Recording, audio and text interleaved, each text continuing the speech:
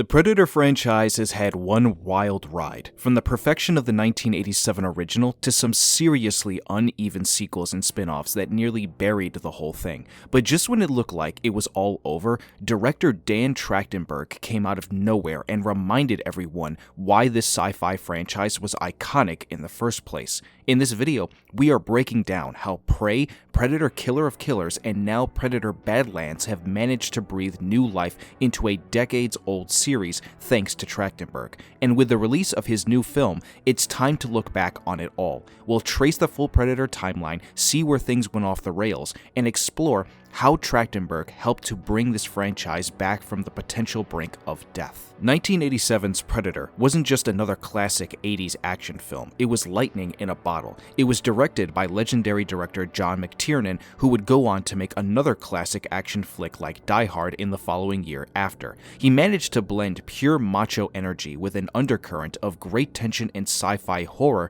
that no one at the time saw coming. It started as a simple premise. A group of elite soldiers are sent into the Central American jungle for a rescue mission, only to realize they are being hunted by something not of this world and something that they can't see coming.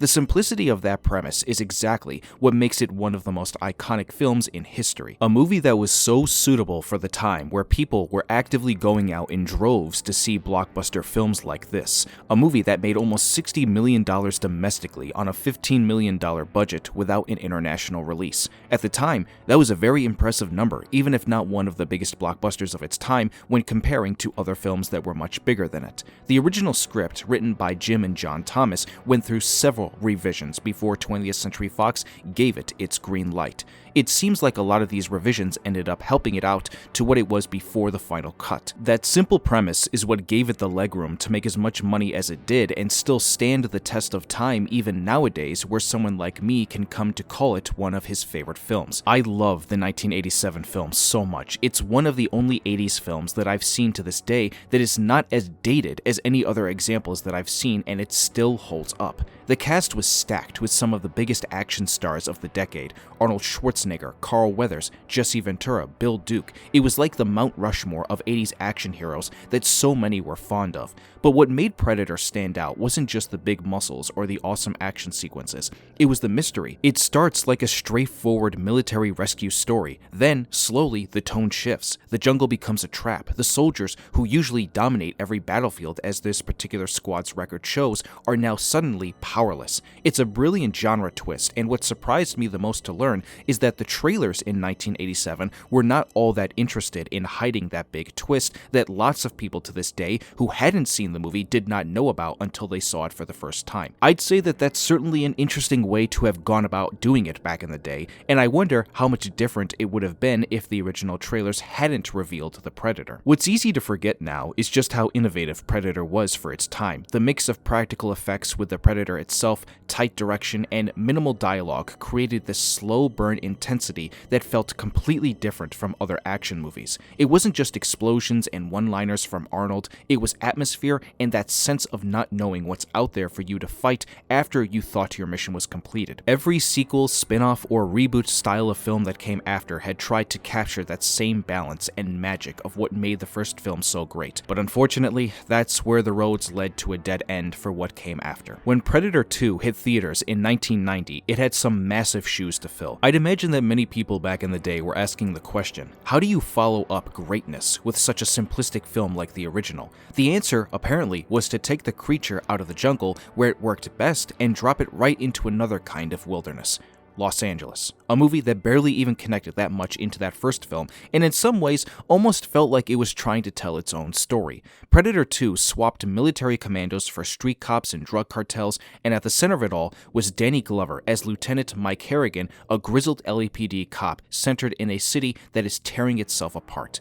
In 1990, fans expected another Arnold-led showdown between him and a new Predator. Instead, director Stephen Hopkins comes in and takes the director's chair from John McTiernan and does what he wants with this new story. He certainly tried to make the tone a lot harsher this time around. The violence was more graphic, and the setting felt claustrophobic in a different way by making it about being hunted in city buildings as opposed to a jungle that could let you move around as you wanted to. For as much as I don't like this movie and think it's very forgettable and mediocre, mediocre, I will at least give credit where credit is due, and that probably the best thing it did was expand the mythology of the Predators. We're able to see this part of a larger culture of aliens, one that expanded on who they've killed in the past. The movie's climax taking place inside the Predator ship, as it's revealed to Glover's character that the Predators had obtained multiple skulls from what they've killed, including a xenomorph skull that would fuel decades of speculation of whether or not the two franchises were connected. That moment changed everything. Suddenly, the Predator wasn't just a new alien creature to its own.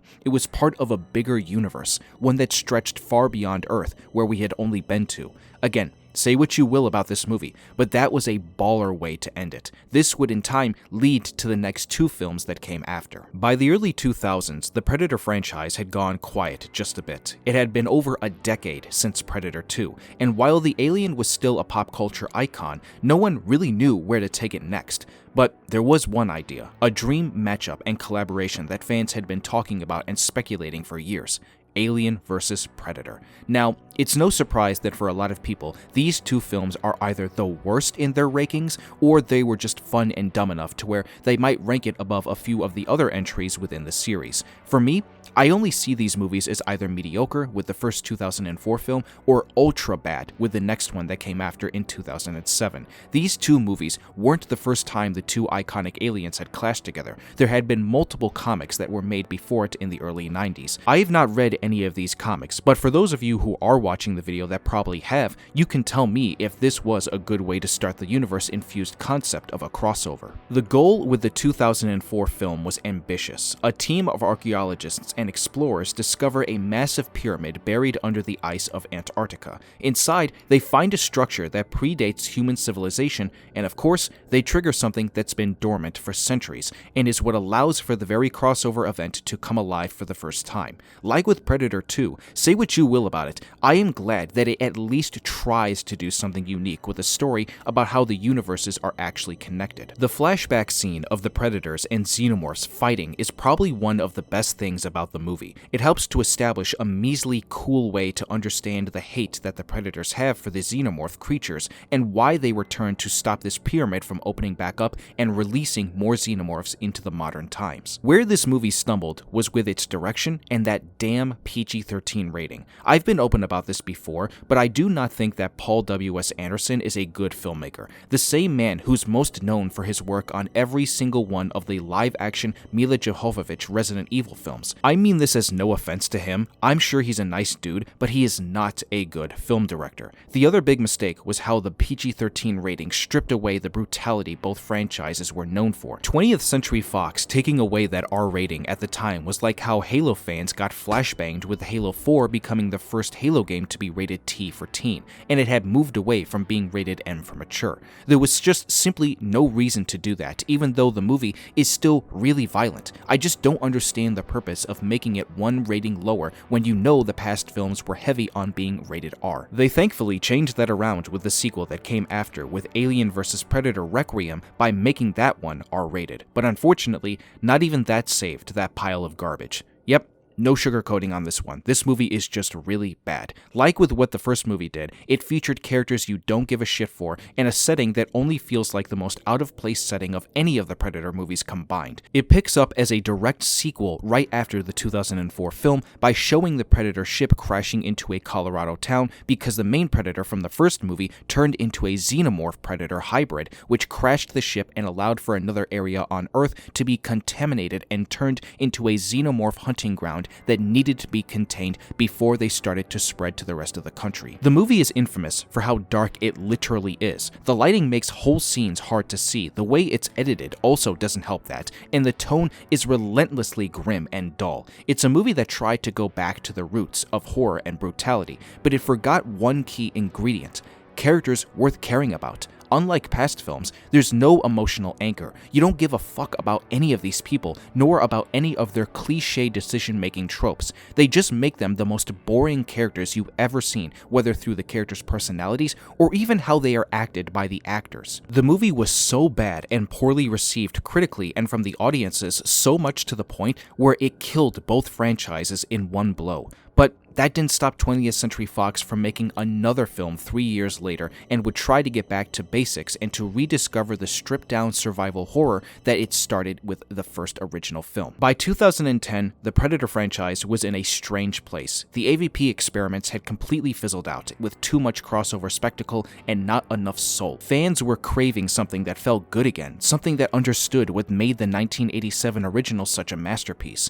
That's when producer Robert Rodriguez, yes, that Robert Rodriguez, stepped in and said, let's take it back to basics. That's what became of Predators. The film wasn't a reboot or a direct sequel. It was more of a spiritual successor to McTiernan's 87 film. It dropped the urban chaos environment, the crossover gimmicks, and the mythology overload the few before it were invested in. Instead, it stripped everything back to its original core concept. Only this time, the setting wasn't on Earth. It was their own. This is a movie that I have a complicated relationship with, just because I think there are elements of it that work and there are also elements that definitely don't. For me, personally, I think it's the most guilty pleasure Predator film out of any of the films. Basically, it's a movie that I can put on in the background while doing something else, or just accept it for being not as good and still find some enjoyment in it. It's not a movie that I particularly would want to fully watch through unless I was forced to. The premise is straightforward and instantly feels like a return to form. It was simple and an evolution of the original's concept by throwing the human characters into an environment that makes it even harder for them to survive in. What made Predators really stand out was how it respected the creature's mythology by expanding it in subtle ways. The film introduced a hierarchy within the predator species, the classic predator and the super predators, a larger, more aggressive subspecies that hunted even their own kind.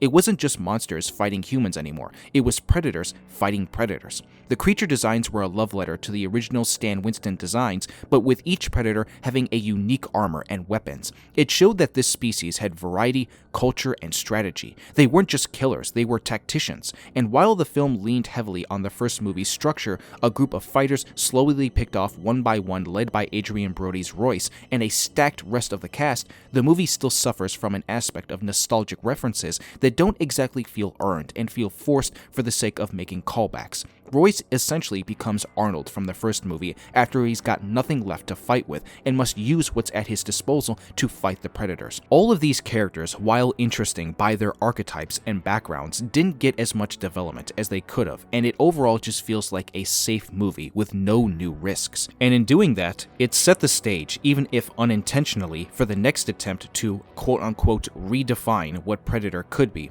And oh boy, was it a shitty attempt. Quite frankly, I don't want to talk about this movie. That's how bad it is. Shane Black returns to a franchise, this time as a director and not an actor, that, ironically, given he was the first person to die at the hands of a predator, he was almost just as quickly the one who, given the rights to direct a Predator film, was going to kill the series even more than where it was before the film came out. The 2018 film is a disgrace of what even makes the Predator franchise so appealing, and I don't mince words when I say that. I don't know how a guy who made a film like Iron Man 3, which I personally don't mind, and then even something as great as The Nice Guys with Ryan Gosling and Russell Crowe, was able to fuck up something so simple that it all looked so opposite to what he was once a part of over 30 years before the 2018 film. A movie that didn't know whether it wanted to be a brutal sci-fi thriller or an 80s style action comedy with the worst written jokes ever. The 2018 film wasn't just divisive, it became the most polarizing entry in the series' history. In Shane Black's own words, this was meant to be a reinvention, a film that would expand the mythology and reframe the story for a modern audience. He wanted it to be bigger, faster, funnier,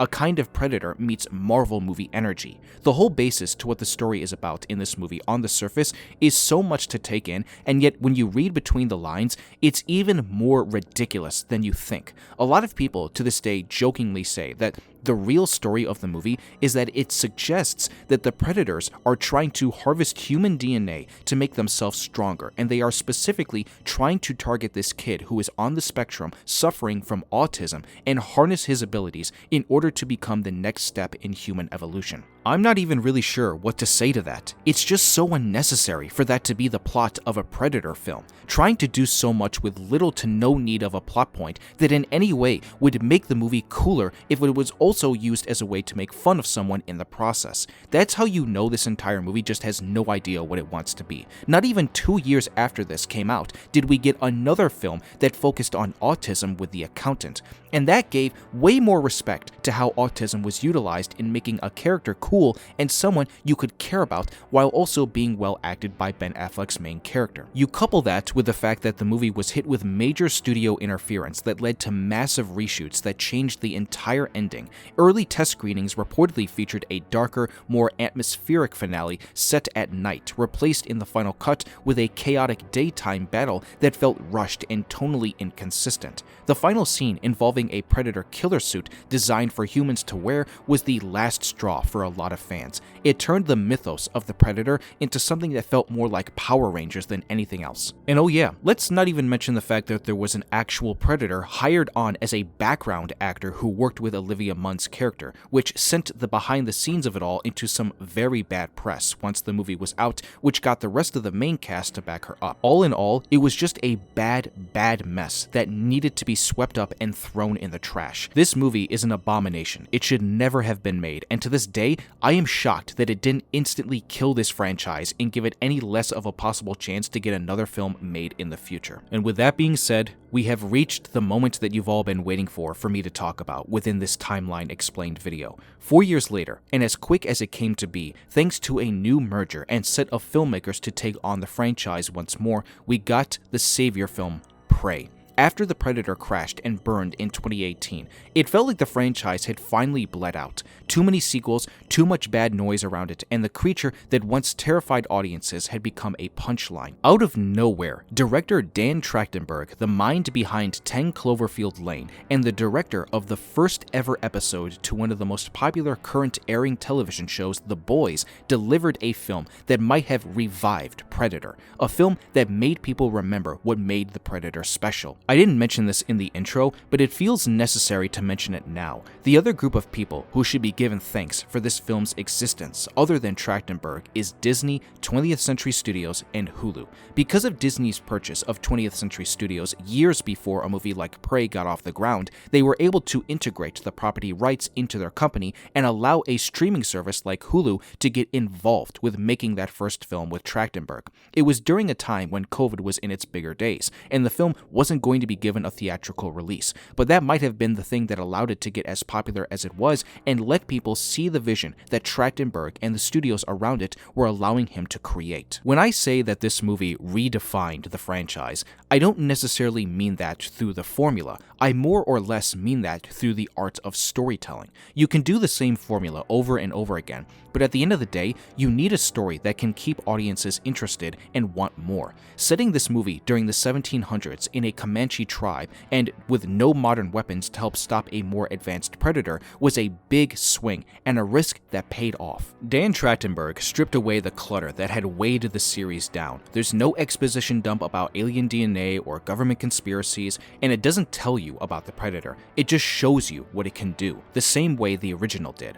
Through silence, through patience, through the slow realization that something is watching from the trees that you've never seen before. It simultaneously does this while incorporating a sense of culture from the Comanche tribe that our main character Naru is a part of. She herself, like the predator, is looking for a hunt, that challenge that will make her become more integrated into her tribe. Naru doesn't have military training or heavy weapons. What she has is instinct, intuition, courage, and the ability to adapt, the very traits that have always been present in the best survivors in this series, especially someone like Dutch from the original. Beyond the action and great set pieces that involve our new predator mowing down people, Prey made history in another way. It was one of the first major Hollywood releases to center on an indigenous cast and treat native culture with authenticity and respect. For as much as there are a lot of people online and social media who find it to be a better use of their time to hate on something like that instead of embracing it, that's one of the biggest factors in the movie for what makes it a very rewatchable film. I don't know if I'm quite ready yet to say that Prey is better than the '87 film, but what both share in great quality is their pacing and ability to be vastly entertaining and can be one that you go back to more than the others. Dan Trachtenberg did the impossible. He took a series that had become bloated and cash-grabbed and reminded audiences that all it ever needed was a simple story. I love this movie so much, and to this day, one of the best decisions that Disney ever made was to allow this man on to helm the franchise, given that once this film came and went, he wasn't completely done with it just yet. Trachtenberg would then go on to pivot once again to a new element of storytelling,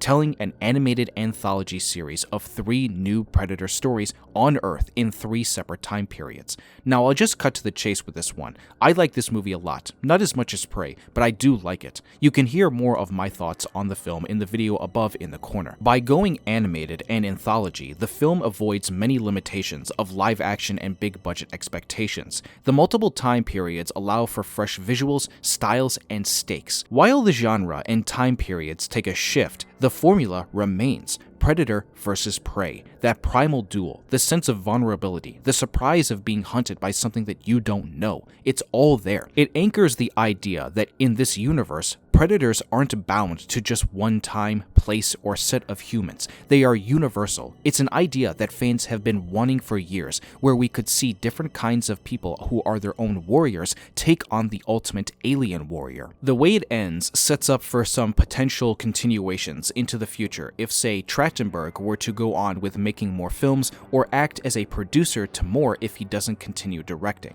Anthology stories are some of the best if done right, and I hope more get made in the future. With the latest entry, Predator Badlands, that just released this past weekend, the series takes its boldest step yet, turning the Predator into an anti-hero and the main character. In doing so, it resets the playing field and delivers one of the most ambitious entries in the saga yet. And I'll start off by saying this. That idea of making the Predator the protagonist and also making the film rated PG-13 was worrisome at best for someone like me. But as usual, Dan Trachtenberg just gets it. He knows what makes stuff work. The story focuses on a young predator named Dek, who had been cast out of his clan, and becomes an unlikely ally to a damaged synthetic named Thea, played by Elle Fanning, as they roam through a planet where everything wants to kill you, and Dek might take his trophy back to his clan to regain honor. The original film's heartbeat was the human vulnerability of the main squad in the face of an unstoppable force. Here, by placing a predator at the center, the series doesn't abandon its roots, it inverts them. Dek isn't an unstoppable apex even for how much he kicks ass. He is still an underdog in his own world. His clan is one bred out of extreme consequences and doesn't take kindly to weakness, or else you will be met with the swift and clean death. I love that the beginning of the movie set that up quite quickly within the first 10 to 15 minutes. Badlands dives deeper into yautja culture than any previous film. We get Yautja Prime, their homeworld, in live action, just like how